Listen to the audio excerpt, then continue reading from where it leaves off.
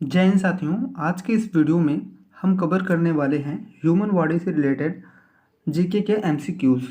यहाँ पे जो भी आपके क्वेश्चंस मिलेंगे वो टॉप इम्पॉर्टेंट क्वेश्चन मिलेंगे और ये इतनी सरल और सटीक तरीके से यहाँ पे आपको मिलेंगे कि आप ज़िंदगी में कभी भी नहीं भूलेंगे।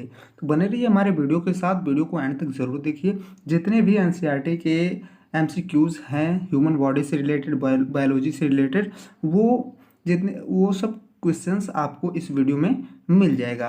तो आइए एक एक क्वेश्चंस को यहाँ पे बिल्कुल बारीकी से समझते हैं। तो आइए क्वेश्चन पर अपने चलते हैं। यहाँ देखिए क्वेश्चन कह रहा है कि शरीर में हड्डियों की कुल संख्या कितनी होती है। तो इसका करेक्ट आंसर हो जाएगा 206 हड्डियाँ होती हैं। ह्यूमन बॉडी में जो है टोटल जो बोन होते हैं वो 206 होते हैं। अब आइए क्वेश्चन नंबर नेक्स्ट की ओर चलते हैं। यहाँ देखिए कह रहा है कि मिनी माता रोग किसके माध्यम से जल के मैलापन से फैलता है। तो इसका करेक्ट आंसर हो जाएगा पारद से। पारद से जो है मिनी माता रोग फैलता है। अब आइए क्वेश्चन नंबर नेक्स्ट की ओर चलते हैं। यहाँ बात करता है कि श्वेत रक्त कण यानी वाइट ब्लड सेल का जीवन काल कितना होता है। जो हमारा WBC होता है उसका जीवन काल कितना होता है, तो यही हमसे पूछा है। तो इसका करेक्ट आंसर हो जाएगा 1 से 4 दिन होता है। WBC का जो जीवन काल होता है वो 1 से 4 दिन होता है। ये ऑलमोस्ट है। अब आइए क्वेश्चन नंबर नेक्स्ट पर चलते हैं। अब यहाँ देखिए कह रहा है कि लाल रक्त यानी रेड ब्लड सेल्स का निर्माण कहाँ होता है। तो रेड ब्लड सेल का जो फॉर्मेशन होता है वो कहाँ पे होता है, तो ये इसका करेक्ट आंसर हो जाएगा अस्थि मज्जा में। अस्थि मज्जा में ही रक्त कणिकाओं का निर्माण होता है। और अस्थि मज्जा होता कहाँ है, तो यह बोन मैरो में पाया जाता है। बोन मैरो में ही ब्लड का निर्माण होता है। अब आइए क्वेश्चन नंबर नेक्स्ट की ओर बढ़ते हैं। यहाँ देखिए क्वेश्चन नंबर नेक्स्ट कह रहा है कि लाल रक्त कण यानी रेड ब्लड सेल को कहा जाता है, यानी रेड ब्लड सेल को RBC को क्या कहा जाता है, किस नाम से और जाना जाता है, तो इसे इरिथ्रोसाइट के नाम से भी जाना जाता है। अब आइए अपने क्वेश्चन नंबर नेक्स्ट की ओर चलते हैं। यहाँ पे देखिए कह रहा है कि हीमोग्लोबिन में क्या होता है। तो हीमोग्लोबिन में जो है आयरन पाया जाता है, यानी कि लोहा पाया जाता है। ये दोस्तों बिल्कुल very very most important question है। अक्सर कंपटीशन एग्जाम में ये पूछ लिया जाता है। अब क्वेश्चन नंबर नेक्स्ट की ओर बढ़ते हैं। यहाँ देखिए अब बात कर रहा है कि शरीर में गुणसूत्रों यानी क्रोमोसोम की संख्या कितनी पाई जाती है। तो गुणसूत्रों की संख्या जो होती है ह्यूमन बॉडी में वो टोटल 46 होती है, यानी कि 23 जोड़े होते हैं। अब आइए क्वेश्चन नंबर नेक्स्ट की ओर बढ़ते हैं। यहाँ पे देखिए अब बात कर रहा है कि शरीर में मांसपेशियों यानी मसल्स की कुल संख्या कितनी होती है। शरीर में मांसपेशियों की टोटल जो नंबर होते हैं वो 639 होते हैं।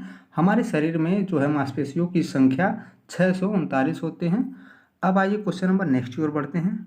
यहाँ बात कर रहा है कि मानव शरीर में सबसे छोटी हड्डी यानी सबसे स्मॉल जो है हड्डी कौन सी होती है, तो इसका करेक्ट आंसर हो जाएगा जो है स्टेपिस जो हड्डी होती है वो शरीर की सबसे छोटी हड्डी मानी जाती है।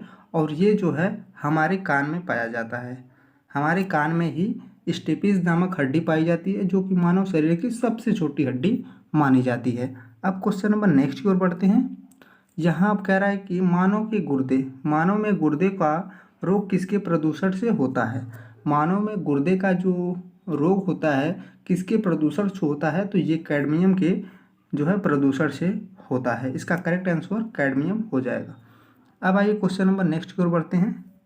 यहाँ कह रहा है कि ब्लड बैंक कहलाता है। तो ब्लड बैंक जो होता है फ्लीहा को कहा जाता है। फ्लीहा में ही हमारे ब्लड को स्टोर किया जाता है और जितने भी ब्लड सेल्स के जो कार्पोसेल्स होते हैं यहाँ पे ही स्टोर होते हैं। अब आइए क्वेश्चन नंबर नेक्स्ट की ओर बढ़ते हैं। यहाँ पे कह रहा है कि लार यानी स्लाइवा में पाया जाने वाला एंजाइम कौन सा होता है। तो हमारे लार में यानी स्लाइवा में जो एंजाइम पाया जाता है वो टाइलिन एंजाइम पाया जाता है। इसका करेक्ट आंसर हो जाएगा टाइलिन एंजाइम। दोस्तों ये भी कॉम्पिटिटिव एग्जाम्स के से रिलेटेड बिल्कुल इंपॉर्टेंट क्वेश्चंस है। अब देखिए यहाँ पे क्वेश्चन नंबर नेक्स्ट कह रहा है कि मनुष्य के शरीर में सबसे बड़ी हड्डी कौन होती है। मानव शरीर की जो सबसे बड़ी हड्डी होती है वो फीमर होती है, जो कि जांग में पाई जाती है। इसका करेक्ट आंसर फीमर हो जाएगा। अब क्वेश्चन नंबर नेक्स्ट की ओर बढ़ते हैं।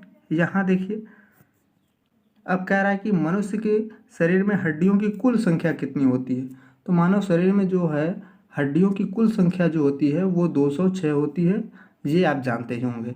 अब क्वेश्चन नंबर नेक्स्ट देखिए, यहाँ पे कह रहा है भोजन का प्रारंभ होता है। तो हमारे जो भोजन का प्रारंभ होता है वो मुख गुहा से ही प्रारंभ हो जाते हैं, यानी मुख से ही जैसे हम ग्रास को भोजन में रखते हैं और चबाते हैं वहीं से ही हमारे भोजन का जो है पाचन होना स्टार्ट हो जाता है।